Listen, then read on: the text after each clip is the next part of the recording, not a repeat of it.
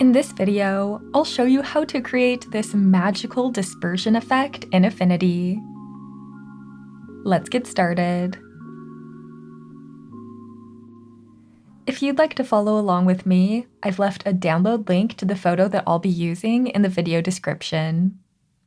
Creating the dispersion effect is a simple 4-step process. For step number 1, we're going to select the subject and remove the background. There are a lot of ways to make selections in Affinity, and in this video, I'm going to use the Canva AI. But just so you know, you totally don't need a Canva subscription to make selections. I'll leave a link in the video description that shows you how to do it for free.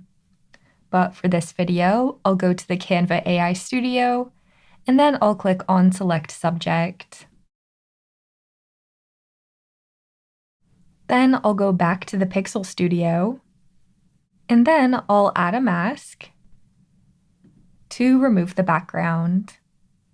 I'll deselect with Command or Control D, and then I'm going to right-click on this layer, and then I'll go down to where it says Rasterize. This is destructive. It will remove all of the background information, but it's a necessary step for later on in the process. So now we no longer have a mask, we just have our subject on this layer, and we're ready to move on to step number 2, which is fixing the background. To start, I want to crop this image to expand it and give a little more room for the dispersion effect. So I'll grab the crop tool. Then I'll click and drag on the edges here to expand this. I'm in unconstrained mode up here so that I can move this around freely. I think this looks pretty good, so I'll press apply. And then we can give the background a color using the rectangle tool. So I'll just click and drag from edge to edge, and I'll drag this underneath our subject. It's nice to have a blank background because the dispersion effect looks best when you can see all of the little pieces clearly. But to make this a little more interesting, let's add a little bit of color using the gradient tool. I'm going to click and drag starting where her face is and moving outward like this. And then I'll click on this point right here, and I'll make this pure white. Then for this outer point, I'm going to make this an orange color. I think this color looks nice because it's reflected on her skin right here. To finish with this gradient, I'm just going to change this from linear to radial. And then I'll adjust these handles here, moving this middle point closer to the white to make it softer. I think this looks pretty good, but maybe pure white is a little too bright. So I'm going to make this a light orange color, just to soften it. Once you like your background colors, you're ready for step number 3, stretching out the subject. So this is a pretty funny step.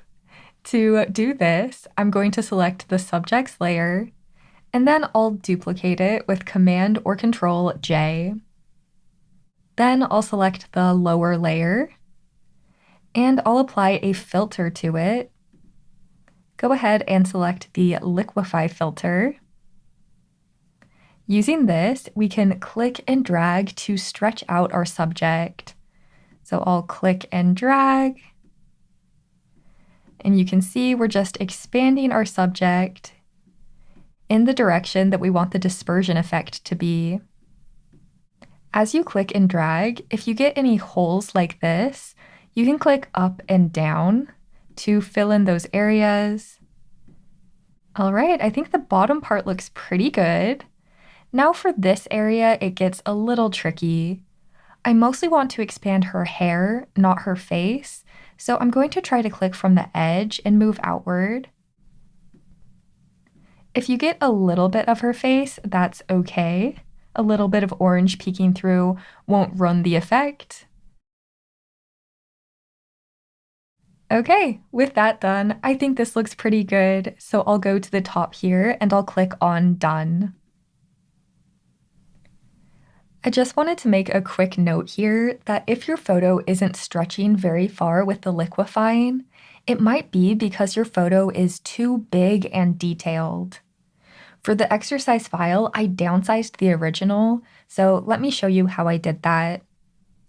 Go ahead and bring your photo into Affinity, and then go to the top of the screen to File, Export, Export. Right now, you can see that my width and height have a pretty high number of pixels. So for this exercise file, I just changed the larger size to 3000 pixels. I pressed Enter, and now you can see it's resized to a lower number of pixels. Then I just exported it and used this smaller version for this dispersion effect. Having fewer pixels in your image means that you'll be able to move the pixels more freely with the liquefying. So if you're struggling to move the pixels very far, give shrinking your image a try. It worked well for me. Okay, with stretching out our subject finished, it's time for step number 4, adding the splatter look. To start, I'm going to turn off this liquefied layer, and I'll select the top layer. Then I'm going to add a mask to this layer because I want to remove parts of our subject. If we can soften up this edge of our subject, it'll sell the effect better because it'll look like she's fading away. So to paint on our mask, I'll grab the paintbrush. Then I'll go to the brushes panel.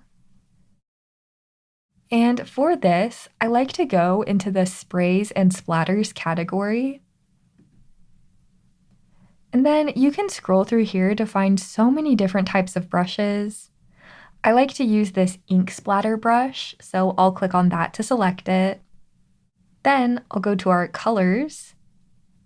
Now, since we have a white mask here, that means our subject is fully visible. I need to paint in black paint to remove from the mask. So you can see as I click and drag, painting with this black paint, we're gradually softening this edge.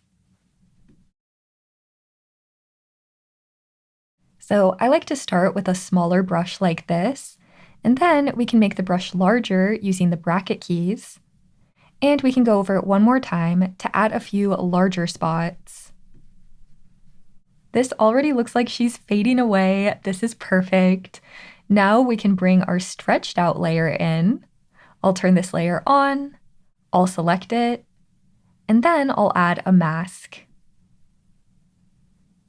Right now, this is a white mask, so it's fully revealed, but I want to invert this with Command or Control I so that it's fully invisible on a black mask. Now, using this black mask, I'm just going to switch this paint color to 100% white. And now we can slowly paint in white paint to add the stretched out layer back in. So once again, I'm going to start with a little bit of a smaller brush, and I'll just paint to reveal these little paint speckles. Then with a larger brush, we can add in a few larger speckles. And you can see this looks so good. Now, to add a little bit more variety to this effect, we can change our paintbrush. So we've been using the ink splatter, but another one I like for this effect is called watercolor drops. This adds bigger splotches, and I think it looks really nice. So in the color panel, first I'm going to paint in black paint to remove a little bit. So I'll just click and drag to clear up the area a little bit. Then I'll switch to white paint and we can add in a few of these bigger splotches. I'm going to remove a few more right here. Using a smaller brush, I think it got a little too dense. And with that, I think we've added some good variety with our brush. As one last step, I'm going to add a new pixel layer. Using this blank layer, I can paint any color I want into this splatter area. So right now, you can see we just have a little bit of this orange color, and it's not distributed very evenly throughout the design. So I'm going to sample this color using this color picker. And then I'm going to change my brush to the ink splatter brush so that I can add a little bit more of this orange color throughout the design. I'll press Command or Control Z a couple of times. I think I might have overdone it. Maybe I'll just click a few times instead of clicking and dragging. That looks pretty good. And then I think I want some of this darker orange color as well. So going back to the color panel, I'll sample this color. And I'll add some of this in. Just clicking and dragging a little bit to add that color in. I think that looks pretty good. Now, this area is bothering me a little bit. It has a lot of the color concentrated on this mask layer. So I'll click on the mask layer. I'll change the color back to black to remove. And then using a smaller brush, I'm just going to remove a little bit from that area. I think that looks better. Maybe up here as well. Feel free to continue adding and removing these splatters until you get the look that you want. And with that, now you know how to make the dispersion effect. I hope you like trying it out. And if you enjoyed this video, I'll leave a link in the video description to my free Affinity course. In the course, you'll learn 10 simple steps to make any photo amazing. Thanks for watching, and I'll see you in the next Affinity Revolution tutorial.